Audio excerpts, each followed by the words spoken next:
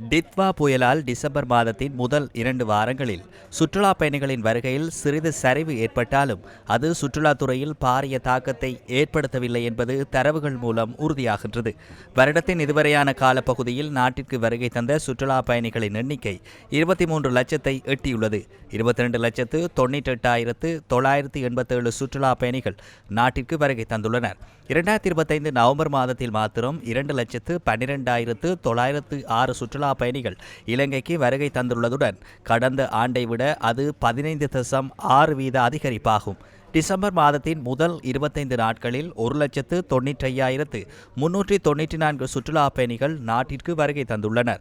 இந்தியாவில் இருந்தே அதிக எண்ணிக்கையிலான சுற்றுலா பயணிகள் நாட்டிற்கு வருகை தந்துள்ளனர். ஐக்கிய ராச்சியத்திலிருந்து 2,07,510 பேரும், ரஷ்யாவிலிருந்து 1,78,743 பேரும், ஜெர்மனியிலிருந்து 1,43,999 பேரும், சீனாவிலிருந்து 1,30,452 பேரும் வருகை தந்திருந்தனர்.